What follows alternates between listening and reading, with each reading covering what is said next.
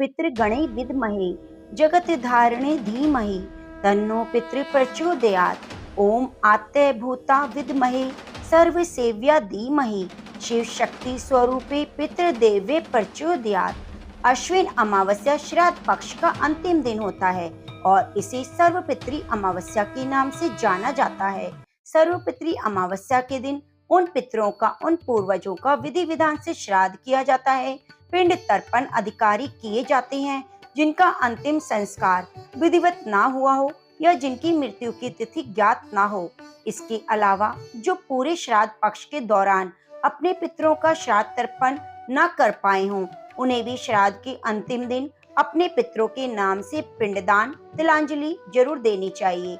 आज की कथा में आप सुनेंगे सर्वपितृ अमावस्या की कथा, अमावस्या माता की कथा और साथ ही गीता महात्म्य के 7वें अध्याय का महात्म्य और सार। कहते हैं कि गीता के पाठ करने से पितृदोष से मुक्ति मिल जाती है और पितरों की कृपा प्राप्त होती है। श्राद्ध पक्ष में पंचबली भोजन जरूर देना चाहिए। पंचबली भोजन का क्या महत्व है, इस बारे में जानिए। गरुड़ पुराण में इस बात का जिक्र मिलता है। कहते हैं कि पंचबली भोजन से पितरों की आत्मा तृप्त हो जाती है। पितर बहुत प्रसन्न होते हैं और अपने परिवारजनों को आशीर्वाद देते हैं। अगर आप श्राद्ध पक्ष में रोजाना पंचग्रास या पंचबली निकाल पाएं तो बहुत अच्छा है। अगर आप रोज नहीं निकाल सकें तो कम से कम जिस दिन आपके घर में पितरों का श्राद्ध होता है उस दिन निकालें। उस दिन निकालना भूल गए तो सर्वपितृ अमावस्या के दिन पंचबली भोजन आप जरूर निकालें। पंचबली भोजन में 5 तरह के जीवों को भोग लगाने की बात शास्त्रों में कही गई है। पहला भोग गाय के लिए, इसे गो बलि कहा जाता है। दूसरा कुत्ते के लिए, इसे कुकुर बलि कहते हैं। तीसरा कोए के लिए जो भोजन निकाला जाता है उसे काक बलि कहा जाता है। चौथा देवताओं के लिए जो निकाला जाता है उसे देव बलि कहते हैं। देव बलि के समय देवग्रास को जल में प्रवाहित कर दिया जाता है और पांचवा चींटियों के लिए निकाला जाता है जिसे पिपलिकादि बलि कहा जाता है। देवग्रास के अलावा जितने भी भोजन हैं वह उन सभी को अर्पित जरूर करने चाहिए। शास्त्रों में यह तिथि सर्वपितृ श्राद्ध के नाम से जानी जाती है। श्राद्ध या पितृपक्ष के दौरान मान्यता है कि हमारे पूर्वज धरती पर आते हैं, इसलिए पितृपक्ष में तर्पण और श्राद्ध के साथ ही दान करने का विधान बताया गया है। माना जाता है ऐसा करने से पितृ प्रसन्न होते हैं और अपने परिवारजनों को भरपूर आशीर्वाद देते हैं। सर्वपितृ अमावस्या श्राद्ध पक्ष का अंतिम दिन होती है। ऐसे में जो भी व्यक्ति श्रद्धा और विश्वास से आज के दिन पितरों को विदा करता है, पितृदेव उनके घर में खुशियां भर देते हैं। तो प्रिय भक्तजनों, अपने अपने पितरों का ध्यान करते हुए कथा का रसपान करते हैं। देवताओं के पितृगण अग्निश्वात जो सोमपत लोक में निवास करते हैं, उनकी मानसी कन्या अछोदा नाम की एक नदी के रूप में अवस्थित हुई। मत्स्य पुराण में अछोदा सरोवर और अछोदा नदी का जिक्र मिलता है जो कि कश्मीर में स्थित है। एक बार अछोदा ने 1000 वर्ष तक तपस्या की, जिससे प्रसन्न होकर देवताओं के पितृगण अग्निश्वात और भविष्यपद अपने अपने पितृगण अमावस्या के साथ अछोदा को वरदान देने के लिए अश्विन अमावस्या के दिन उपस्थित हुए। उन्होंने अछोदा से कहा, हे पुत्री, हम सभी तुम्हारी तपस्या से प्रसन्न हैं, इसलिए जो चाहो वर मांग लो। लेकिन अछोदा ने अपने पितरों की तरफ ध्यान नहीं दिया। वह अति तेजस्वी पितृ अमावस्या को अपलक निहारती रही। पितरों को बार बार कहने पर भी उसने कहा, हे भगवान, क्या आप मुझे सचमुच वरदान देना चाहते हैं? इस पर तेजस्वी पितृ अमावस्या ने कहा, हे अछोदा, वरदान पर तुम्हारा अधिकार सिद्ध है, इसलिए निसंकोच कहो। अछोदा ने कहा, भगवान, यदि आप मुझे वरदान देना चाहते हैं तो मैं तत्क्षण आपके साथ रमण कर आनंद लेना चाहती हूँ। अछोदा के इस तरह कहे जाने पर सभी पितृ क्रोधित हो गए। उन्होंने अछोदा को श्राप दिया कि वह पितृलोक से पतित होकर पृथ्वी लोक पर जाएगी। पितरों के इस तरह श्राप दिए जाने पर अछोदा पितरों के पैरों में गिरकर रोने लगी। इस पर पितरों को दया आई। उन्होंने कहा कि अछोदा, तुम पतित योनि में श्राप मिलने के कारण मत्स्य कन्या के रूप में जन्म लोगी। पितरों ने आगे कहा कि भगवान ब्रह्मा के वंशज महर्षि पराशर तुम्हें पति के रूप में प्राप्त होंगे। तुम्हारे गर्भ से भगवान व्यास जन्म लेंगे। उसके उपरांत भी अन्य दिव्य वंशों में जन्म लेते हुए तुम श्राप मुक्त होकर पुनः पितृलोक में वापस आ जाओगी। पितरों के इस तरह कहे जाने पर यशोदा शांत हुई। अमावसु के ब्रह्मचर्य और धैर्य की सभी पितरों ने सराहना की और वरदान दिया कि ये अमावस्या तिथि अमावसु के नाम से जानी जाएगी। जो प्राणी किसी भी दिन श्राद्ध न कर पाए वह केवल अमावस्या के दिन श्राद्ध तर्पण करके सभी बीते 14 महीनों का पुण्य प्राप्त करके पितरों को तृप्त कर सकते हैं। तभी से प्रत्येक माह की अमावस्या तिथि को सर्वाधिक महत्व दिया गया और यह तिथि सर्व पितृ श्राद्ध के रूप में मनाई जाती है। उसी पाप के प्रायश्चित हेतु कालांतर में यशोदा महर्षि पराशर की पत्नी और वेद व्यास की माता सत्यवती बनी थी। तत्पश्चात समुद्र की अंशभूत शांतनु की पत्नी हुई। 2 पुत्र चित्रांगद और विचित्र वीर्य को जन्म दिया। इन्हीं के नाम से कलयुग में अष्टका श्राद्ध मनाया जाता है। प्रिय भक्तजनों, आइए अमावस्या की दूसरी कथा को सुनते हैं। एक नगर में एक राजा रहता था। उसके राज्य के लोग अपने परिवार के साथ सुखी जीवन व्यतीत करते थे। राजा की रानी बहुत ही धार्मिक विचारों वाली थी। राजा के महल के सामने एक साहूकार की हवेली थी। उस साहूकार की पत्नी से रानी की घनिष्ठ मित्रता थी। एक दिन हवेली से साहूकार की पत्नी के रोने और चिल्लाने की आवाज आई, जिसके बाद रानी ने कारण पूछा तो राजा ने बताया कि सेठ का पुत्र मर गया है। रानी हर दुख से वंचित थी, इसलिए वे राजा से पूछती है, ये दुख क्या होता है कि सेठ की पत्नी इतना रो रही है। इस पर राजा ने बताया, जब तुम्हारा बेटा मरेगा तब तुम्हें पता चलेगा। इसके बाद रानी ने अपने बेटे को नीचे फेंक दिया, लेकिन भगवान की कृपा से वह बच गया। रानी ने फिर पूछा, ये दुख क्या होता है? तब राजा ने कहा, जब पड़ोसी राज्य में युद्ध होता है और मैं भी उस युद्ध में अकेला जाऊंगा, तब तुम्हें मेरे मरने का समाचार मिलेगा, तब पता चलेगा। रानी अमावस्या का व्रत करती थी, जिसके कारण राजा भी युद्ध जीतकर वापस आ जाते हैं। इसके बाद राजा ने रानी से कहा कि हम गंगा माँ के दर्शन को जाएंगे। तब मैं वहाँ जाकर गंगा नदी में कूद जाऊंगा, तब तुम्हें पता चलेगा दुख क्या होता है। भगवान शंकर कैलाश पर बैठकर ये सब कुछ देख रहे थे। उन्होंने माता पार्वती से कहा, मैं तुम्हें सुखी आत्मा के दर्शन करवाता हूँ। इसके बाद भगवान शिव ने बकरे और माता पार्वती ने बकरी का रूप धारण किया। वह एक बावली के पास घास चरने लगे। रानी ने उस बावली को देखा तो कहा, हम यहीं विश्राम करेंगे। रानी ने महादेव और माता पार्वती की बातें सुन ली, जिसमें महादेव पार्वती जी से कहते हैं कि रानी ने अमावस्या का व्रत किया है, इसलिए उसे इस जन्म में कोई दुख नहीं मिलेगा। इसके बाद रानी को सब कुछ समझ में आ गया और उसने राजा को सारी बात बताई। ऐसा माना जाता है कि अमावस्या का व्रत रखने से इंसान के जीवन के सभी संकट दूर हो जाते हैं। तो प्रेम से बोलिए, भगवान शंकर माता पार्वती की जय हो। प्रिय भक्तजनों, अब आइए मनोकामनाओं को पूरी करने वाली सोमवती अमावस्या की कथा को सुनते हैं। एक साहूकार के 7 बेटे, 7 बहू और एक बेटी थी। साहूकार के घर एक जोगी भिक्षा मांगने आता। जोगी को साहूकार की बहू भिक्षा तो देती, वह लेता, लेकिन जब बेटी देती तो भिक्षा नहीं लेता। कहता, बेटी सुहागन तो है, पर इसके भाग में दुहाग लिखा है। ये बात सुनकर बेटी को चिंता होने लगी। उसका शरीर कमजोर होने लगा। उसकी माँ ने पूछा, बेटी तुम इतने दिनों से इतनी कमजोर क्यों दिखाई देती हो? तब उसने बताया, एक जोगी भिक्षा मांगने आता है। कहता है, बेटी तू सुहागन है, लेकिन नसीब में दुख लिखा है। यह बात सुनकर उसकी माँ ने कहा, मैं कल सुनूंगी। अगले दिन जब वह जोगी भिक्षा लेने आया तो माँ छुपकर बैठ गई। जब बेटी भिक्षा देने लगी तो योगी ने वही बात फिर से बोली। इतनी बात सुनकर माँ बाहर निकल कर आई और बोली, एक तो हम तुम्हें भिक्षा देते हैं, ऊपर से तुम हमें गाली देते हो। तब जोगी बोला, मैं गाली नहीं देता, जो सच है वही बोलता हूँ। इसके भाग्य में जो लिखा है वही कहता हूँ। माँ ने जोगी से कहा, तुम्हें पता है इसके भाग में दुख लिखा है, तो ये बताओ कैसे दूर होगा।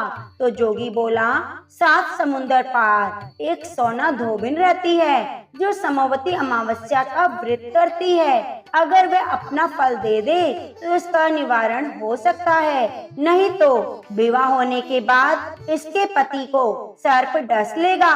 यह बात सुनकर माँ रोने लगी और सोना धोबिन की तलाश में जाने लगी। चलते चलते रास्ते में तेज धूप पड़ने लगी तो साहूकारनी एक पीपल के पेड़ के नीचे बैठ गई। उस पीपल के पेड़ में एक गरुड़ पक्षी का घोंसला था, जिसमें गरुड़ का छोटा बच्चा था। साहूकारनी को घोंसले के पास एक सर्प जाता दिखाई दिया, तो उसने बच्चे को बचाने के लिए सांप को मार डाला और ढाल से ढक दिया। जब गरुड़ और पक्षी आए तो घोंसले के पास खून देखकर क्रोधित हो गए और साहूकारनी को चोंच मारने लगे। तब साहूकारनी बोली, मैंने तो तुम्हारे बच्चे की जान बचाई है, ये सर्प तुम्हारे बच्चे को डसने वाला था तो मैंने मार गिराया। गरुड़ ने सर्प की ओर देखकर कहा कि तुमने हमारे बच्चे की जान बचाई, अब तुम्हें जो मांगना है मांगो। तब साहूकारनी बोली, मुझे 7 समुंदर पार सोना धोबिन के घर छोड़कर आओ। गरुड़ ने साहूकारनी को अपनी पीठ पर बैठाकर 7 समुंदर पार सोना धोबिन के घर छोड़ आया। वहां जाकर साहूकारनी ने सोचा कि सोना धोबिन को कैसे राजी किया जाए। सोना धोबिन के 7 बेटे थे, 7 बहुएं काम काज को लेकर बड़ी लड़ती, काम भी ना करती। रात को जब सब सो जाते तो साहूकारनी सोना धोबिन के घर जाती और सारा काम करती, गायों को नहलाती, घर की सफाई करती, रसोई का काम करती, चौका बर्तन करती, आटा पीसती, कपड़े धोती, पानी भरती और दिन होने से पहले चली जाती। बहू सोचती, ये सारा काम कौन कर रहा है, लेकिन कभी भी एक दूसरे से नहीं पूछती कि ये सब काम कौन करता है। एक दिन धोबन ने कहा, तुम आजकल लड़ती भी नहीं और काम ठीक कर रही हो। तो बहुओं ने कहा, सासू जी, काम तो हमें ही करना है, चाहे हम लड़कर करें या राजी से करें, इसीलिए लड़ाई करने का क्या फायदा। सोना धोबिन ने सोचा, आज देखा जाए कौन सी बहू काम करती है, और वह रात को सोई नहीं। उसने देखा रात को एक स्त्री आई, पूरा काम करके जाने लगी। तो सोना धोबिन ने बोला, तुम कौन हो और ऐसे काम की क्या जरूरत है। तब साहूकारनी ने कहा, जरूरत है तभी तो काम कर रही हूँ। सोना धोबिन ने पूछा, तुम्हें क्या चाहिए। साहूकारनी बोली, पहले मुझे वचन दो, तब मैं बताऊंगी। सोना धोबिन ने वचन देकर कहा, अब बताओ। मैं वचन देती हूँ। साहूकारनी बोली, मेरी बेटी के भाग में दुख लिखा है, अगर आप चलकर उसे सुहाग दें और समोवती करें। तो सोना धोबिन अपने बेटे बहू से बोली, मैं साहूकारनी के साथ जा रही हूँ, यदि पीछे से तुम्हारे पिताजी ना रहें तो तेल घी के कूप में डालकर छोड़ देना। फिर वह साहूकारनी के साथ चली जाती है। अब जब साहूकार की बेटी का ब्याह होने लगा तो दूल्हा फेरों पर बैठ गया। सोना धोबिन दूल्हे के घुटने के पास कच्चा करवा रख देती है, उसमें दूध डाल और तात का तार लेकर बैठ गई। थोड़ी देर बाद सांप दूल्हे को डसने आया। सोना धोबिन ने करवा आगे रखा, तार से बांध दिया, लेकिन दूल्हा डर के मारे मर गया। तब सोना धोबिन ने टीके में से रोली निकाली, मांग से सिंदूर निकाला, आँख में से काजल निकाला और मेहंदी निकालकर छोटी उंगली से छींटे मारे। और बोली, आज तक मैंने जितनी समोवती करी है उनका फल साहूकार के बेटे को लग जाए और आगे जो मैं समोवती करूं वह मेरे बेटे को लगे। इतना कहते ही दूल्हा जीवित हो गया। अब समोवती की सब जय जय बोलने लगे। सोना धोबिन वापिस जाने लगी। साहूकारनी बोली कि तुमने मेरे जवाई को नया जीवन दान दिया है, इसलिए कुछ भी मांगो। वह बोली, मुझे तो कुछ नहीं चाहिए, सिर्फ एक हांडी दे दो। वह हांडी लेकर चली जाती है। रास्ते में समोवती आती है तो हांडी की 108 परिक्रमा लगाकर पीपल के पेड़ के नीचे गाड़कर घर आ जाती है। घर आकर देखती है उसका पति मरा हुआ है, तेल घी के कूप में पड़ा है। तब वह टीके में से रोली निकालती है, मांग से सिंदूर निकालती है, आँख में से काजल और हाथ में से मेहंदी निकालकर छोटी उंगली से छींटे देती है और बोली, मैंने जो रास्ते में समोवती की उसका फल मेरे पति को लगे। इतना कहते ही उसका पति उठकर बैठ गया। घर का ज्योतिष आया, बोला, जजमान, समोवती अमावस्या को मेरे लिए क्या दक्षिणा है? सोना धोबिन बोली, मुझे तो समोवती रास्ते में आई तो कुछ भी नहीं किया, जो कुछ किया पीपल के पेड़ के नीचे गाड़ दिया। ज्योतिष ब्राह्मण ने जाकर खोद कर देखा तो 108 और 13 सोने के चक्कर मिले। ज्योतिष ब्राह्मण सबको घर ले आया और बोला, ऐसी फेरी की है और मुझे बोल दिया, कुछ भी नहीं किया।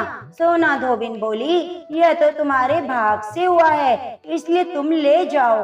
ब्राह्मण बोला, मेरा तो इसमें चौथी पाती है, बाकी आपका मन हो उसे दे दो। सारी नगरी में बोल दिया कि सब समोवती अमावस्या का व्रत जरूर करें। ये समोवती अमावस्या से साहूकार की बेटी को सुहाग दिया वैसे सबको देना। जैसे साहूकार के बेटे को लंबी आयु दी वैसे सबको देना। समोवती अमावस्या की कहानी कहने सुनने वाले को देना, हामी भरने वाले को देना, पूरे परिवार को देना। तो प्रेम से बोलिए, शंकर पार्वती भगवान की जय हो। जोगी भोगी दो भाई थे, दोनों अलग अलग रहा करते थे। जोगी धनी था और भोगी निर्धन, लेकिन फिर भी दोनों में बड़ा प्रेम था। जोगी की पत्नी को धन का बड़ा अभिमान था, लेकिन भोगी की पत्नी बहुत ही सरल स्वभाव की थी। पितृ पक्ष आने पर जोगी की पत्नी ने उसे पितरों का श्राद्ध करने के लिए कहा, तो जोगी इसे बेकार का काम समझकर टालने का प्रयास करने लगा। किंतु उसकी पत्नी समझती थी कि अगर ऐसा नहीं करेंगे तो लोग बहुत बातें बनाएंगे, फिर उसे अपने मायके वालों को दावत पर बुलाने का और अपनी शान दिखाने का यह उचित अवसर भी जान पड़ा। तो वह अपने पति से बोली कि शायद मेरी परेशानी के कारण ऐसा कह रहे हैं, किंतु मुझे कोई परेशानी नहीं। मैं काम करने के लिए भोगी की पत्नी को बुला लूंगी, हम दोनों मिलकर सारा काम कर लेंगे। इसके बाद उसने जोगी को अपने पीहर अपने न्योता देने भेज दिया। दूसरे दिन उसके बुलाने पर भोगी की पत्नी सुबह सवेरे आकर काम में जुट गई।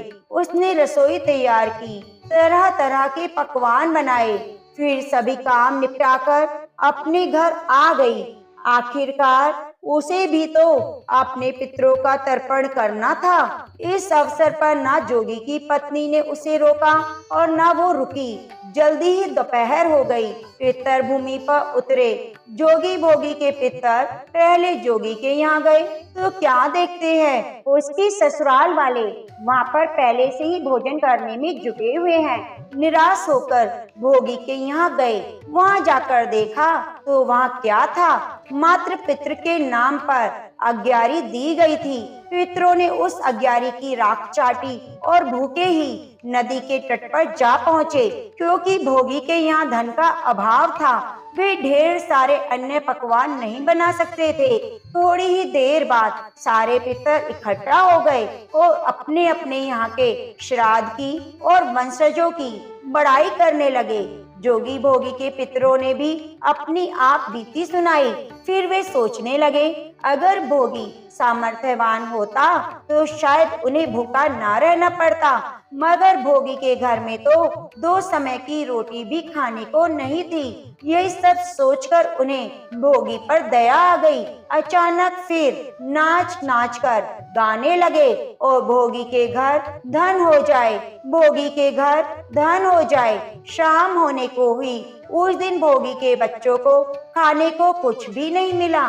उन्होंने माँ से कहा, माँ भूख लगी है। तब उन्हें टालने की गरज से भोगी की पत्नी कहने लगी, जाओ बच्चों, आंगन में होदी औंधी रखी हुई है, उसे जाकर खोलो और जो कुछ मिले मिलजुल कर बांट कर खा लेना। बच्चे वहां पहुंचे तो क्या देखते हैं कि होदी तो मोहरों से भरी पड़ी है।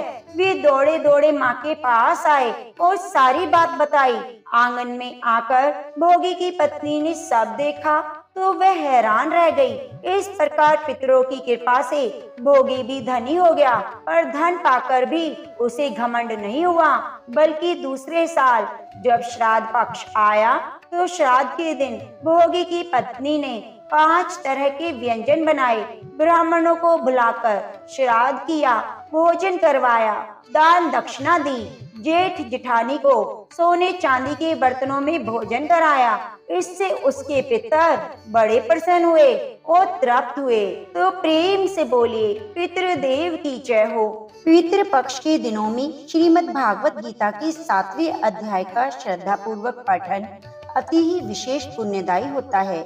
श्राद्ध के महीने में श्रीमद् भागवत गीता के 7वें अध्याय को पढ़कर या सुनकर उसके फल को अपने पितरों को अर्पण करने से पितरों का आशीर्वाद प्राप्त होता है और भौतिक और आध्यात्मिक उन्नति में लाभ होता है। तो प्रिय भक्तजनों, आज की वीडियो में आप सुनेंगे श्रीमद् भागवत गीता के 7वें अध्याय का महात्म्य। भगवान शिव कहते हैं, पार्वती जी, अब मैं 7वें अध्याय का महात्म्य बतलाता हूँ, जिसे सुनकर कानों में अमृत राशि भर जाती है। पाटलिपुत्र नामक एक नगर है, जिसका गोपुर द्वार बहुत ही ऊंचा है। उस नगर में शंकुकर्ण नामक एक ब्राह्मण रहता था। उसने वैश्य वृत्ति का आश्रय लेकर बहुत धन कमाया, किंतु ना तो कभी पितरों का तर्पण किया और न देवताओं का पूजन ही किया। वह धन उपार्जन में तत्पर होकर राजाओं को ही भोज दिया करता था। एक समय की बात है, उस ब्राह्मण ने अपना चौथा विवाह करने के लिए पुत्रों और बंधुओं के साथ यात्रा की। मार्ग में आधी रात के समय जब वह सो रहा था, एक सर्प ने कहीं से आकर उसकी बाह में काट लिया। उसके काटते ही ऐसी अवस्था हो गई कि मणि, मंत्र और औषधि आदि से भी उसके शरीर की रक्षा असाध्य जान पड़ी। उसके बाद कुछ ही क्षणों में उसके प्राण पखेरु उड़ गए। फिर बहुत समय के बाद वह सर्प योनि में उत्पन्न हुआ। उसका चित्त धन की वासना में बंधा था। उसने पूर्व वृत्तांत को स्मरण करके सोचा, मैंने जो घर के बाहर करोड़ों की संख्या में अपना धन गाड़ के रखा हुआ है, उससे इन पुत्रों को वंचित करके स्वयं ही उसकी रक्षा करूंगा। एक दिन सांप की योनि से पीड़ित होकर पिता ने स्वप्न में अपने पुत्रों के समक्ष आकर अपना मनोभाव बताया। तब उसके निरंकुश पुत्रों ने सवेरे उठकर बड़े विस्मय के साथ एक दूसरे से स्वप्न की बातें कही।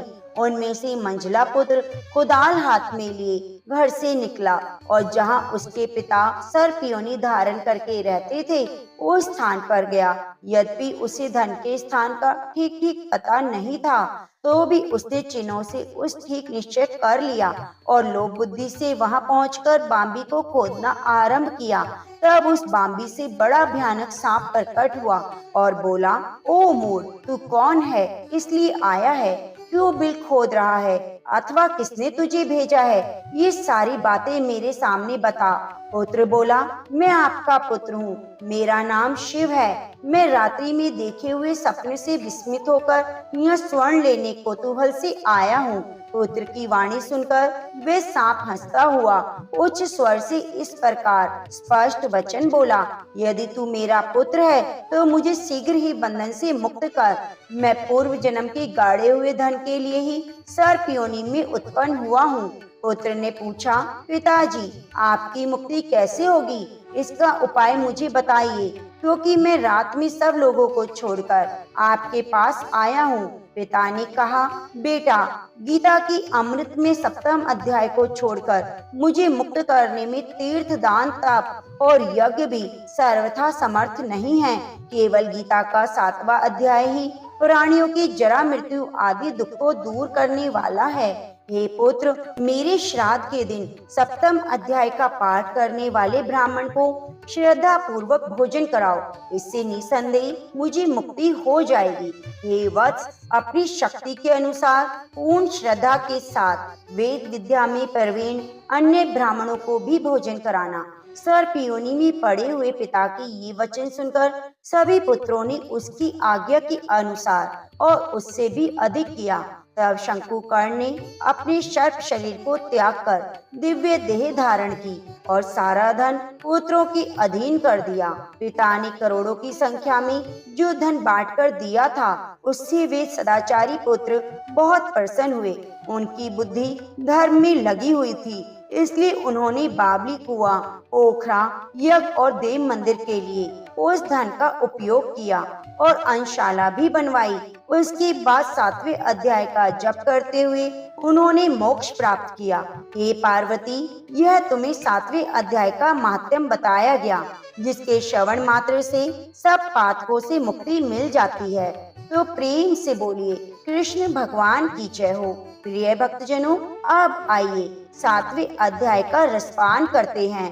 उसके उपरांत श्री कृष्ण भगवान बोले, हे पार्थ, तू मेरे अनन्य प्रेम से आसक्त हुआ मन वाला और अनन्य भाव से मेरे परायण होकर योग में लगा हुआ, मुझको संपूर्ण विभूति, बल, ऐश्वर्य आदि गुणों से युक्त सबका आत्मरूप जिस प्रकार संशय रहित जानेगा, उसको सुन। मैं तेरे लिए इस रहस्य सहित तत्व ज्ञान को संपूर्णता से कहूँगा कि जिसको संसार में फिर और कुछ भी जानने योग्य शेष नहीं रहता है। हजारों मनुष्यों में कोई ही मनुष्य मेरी प्राप्ति के लिए यत्न करता है और उन यत्न करने वाले योगियों में भी कोई ही पुरुष मेरे परायण हुआ मेरे से तत्व जानता है, अर्थात मर्म से जानता है। हे अर्जुन, पृथ्वी, जल, अग्नि, वायु और आकाश, मन, बुद्धि, अहंकार भी ऐसे ये 8 प्रकार से विभक्त हुई मेरी प्रकृति है। ये 8 प्रकार के भेदों वाली तो अपरा है, अर्थात मेरी जड़ प्रकृति है। और हे माँ बाहो, इससे दूसरी को मेरी जीव रूपा परा अर्थात चेतन प्रकृति जान कि जिससे ये संपूर्ण जगत धारण किया जाता है। हे अर्जुन, तू ऐसा समझ कि संपूर्ण भूत इन दोनों प्रकृतियों से ही उत्पत्ति वाले हैं और मैं संपूर्ण जगत की उत्पत्ति और प्रलय रूप हूँ, अर्थात संपूर्ण जगत का मूल कारण हूँ। इसलिए हे धनंजय, मेरे से सिवा किंचित मात्र भी दूसरी वस्तु नहीं है। यह संपूर्ण जगत सूत्र में सूत्र के मणियों के सदृश मेरे में गुथा हुआ है। हे अर्जुन, जल में मैं रस हूँ और चंद्रमा और सूर्य में प्रकाश हूँ। संपूर्ण वेदों में ओंकार हूँ और आकाश में शब्द और पुरुषों में पुरुषत्व हूँ। पृथ्वियों में पवित्र गंध, अग्नि में तेज हूँ। संपूर्ण भूतों में उनका जीवन हूँ जिससे वे जीते हैं। वह मैं तपस्वी हूँ और तपस्वियों में तप हूँ। हे अर्जुन, तू संपूर्ण भूतों का सनातन कारण मेरे को ही जान। मैं बुद्धिमानों की बुद्धि और तेजस्वियों का तेज हूँ। हे भरत श्रेष्ठ, मैं बलवानों की आसक्ति और कामनाओं से रहित बल और सामर्थ्य हूँ। सब भूतों में धर्म के अनुकूल अर्थात शास्त्र के अनुकूल काम हूँ और जो भी सत्व गुण से उत्पन्न होने वाले भाव हैं और जो रजोगुण से तथा तमोगुण से होने वाले भाव हैं, उन सबको तू मेरे से ही होने वाला जान। ऐसा जान, परंतु वास्तव में उनमें मैं और मेरे में वे नहीं हैं।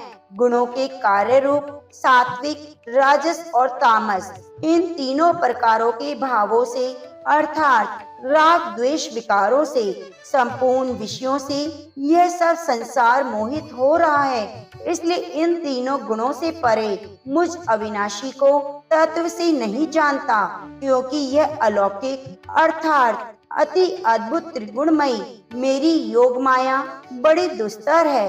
परंतु जो पुरुष मेरे को ही निरंतर भजते हैं, वे इस माया को उल्लंघन कर जाते हैं, अर्थात संसार से तर जाते हैं।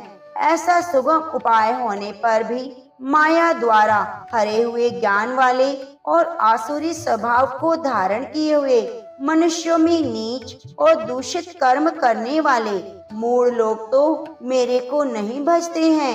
हे भरतवंशियों में श्रेष्ठ अर्जुन, उत्तम कर्म वाले अर्थार्थी, आर्त, जिज्ञासु और ज्ञानी अर्थात निष्कामी, ऐसे 4 प्रकार के भक्तजन मेरे को भजते हैं। उनमें भी नित्य मेरे में एक ही भाव से स्थित हुआ अनन्य प्रेम भक्ति वाला ज्ञानी भक्त अति उत्तम है, क्योंकि मेरे को तत्व से जानने वाले ज्ञानी को मैं अत्यंत प्रिय हूँ और वह ज्ञानी मेरे को अत्यंत ही प्रिय है।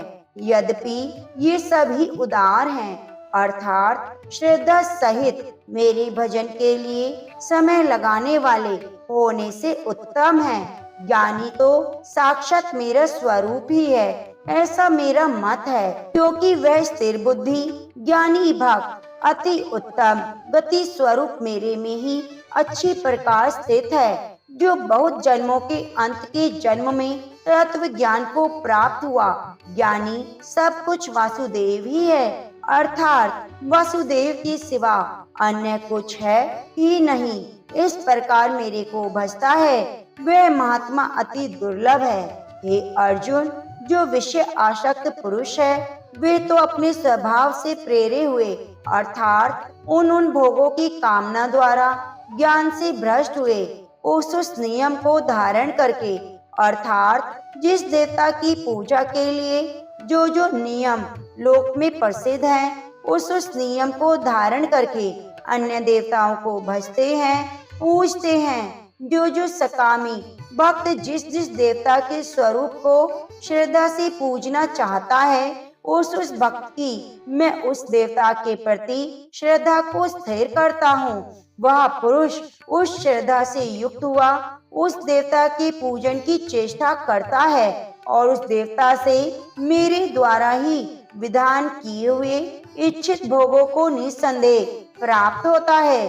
परंतु उन अल्प बुद्धि वालों का वह फल नाशवान है और देवताओं को पूजने वाले देवताओं को प्राप्त होते हैं। और मेरे भक्त चाहे जैसे ही भजें, शेष में वे मेरे को ही प्राप्त होते हैं। ऐसा होने पर भी सब मनुष्य मेरा भजन नहीं करते। इसका कारण यह है कि बुद्धिहीन पुरुष मेरे अनुत्तम अर्थात जिससे उत्तम और कुछ भी नहीं ऐसे अविनाशी परम भाव को अर्थात अजन्मा अविनाशी हुआ भी अपनी माया से प्रकट होता हूँ, ऐसे प्रभाव को तत्व से न जानते हुए मन इंद्रियों से परे मुझ सच्चिदानंद घन परमात्मा को मनुष्य की भांति जन्म कर भक्ति भाव को प्राप्त हुआ मानते हैं। अपनी योग माया से छिपा हुआ मैं सबके प्रत्यक्ष नहीं होता, इसलिए यह अज्ञानी मनुष्य मुझ जन्म रहित अविनाशी परमात्मा को तत्व से नहीं जानता, अर्थात मेरे को जन्मने मरने वाला समझता है। हे अर्जुन, पूर्व में व्यतीत हुए और वर्तमान में स्थित और आगे होने वाले सब भूतों को मैं जानता हूँ, परंतु मेरे को कोई भी श्रद्धा भक्ति रहित पुरुष नहीं जानता, क्योंकि हे भरतवंशी अर्जुन, संसार में इच्छा और द्वेष से उत्पन्न हुए सुख दुख द्वंद रूप मोह से संपूर्ण प्राणी अज्ञानता से प्राप्त हो रहे हैं, परंतु निष्काम भाव से श्रेष्ठ कर्मों का आचरण करने वाले जिन पुरुषों का पाप नष्ट हो गया है, वे राग द्वेष द्वंद रूप मोह से मुक्त हुए और दृढ़ निश्चय वाले पुरुष मेरे को सब प्रकार से भजते हैं। जो मेरे शरण होकर जरा और मरण से छूटने के लिए यत्न करते हैं, वे पुरुष उस भ्रम को तथा संपूर्ण अध्यात्म को संपूर्ण कर्म को जानते हैं। जो पुरुष अधिभूत और अधिदेव के सहित अधियज्ञ के सहित सबका आत्म रूप मेरे को जानते हैं, अर्थात जैसे भाप, बादल, धूम, पानी और बर्फ ये सभी जल रूप है, वैसे ही अधिभूत, अधिदेव, अधियज्ञ आदि सब कुछ वासुदेव स्वरूप है। जो ऐसा जानते हैं वे युक्त चित्त वाले पुरुष अंत काल में मुझको ही जानते हैं, अर्थात प्राप्त होते हैं। इति श्रीमद् भागवत गीता रूपी उपनिषद एवं ब्रह्म विद्या योग शास्त्र विषयक श्री कृष्ण और अर्जुन के संवाद में ज्ञान विज्ञान योग नामक 7वां अध्याय संपूर्ण हुआ। तो बोलो प्रेम से श्री कृष्ण भगवान की जय हो। प्रिय भक्तजनों, गीता के 7वें अध्याय का महात्म्य और सार का नित्य प्रति श्रवण करने से हमें पितृ ऋण से मुक्ति मिलती है। तो आप भक्तजनों इस अध्याय को नित्य नियम से जरूर श्रवण कीजिए। धन्यवाद।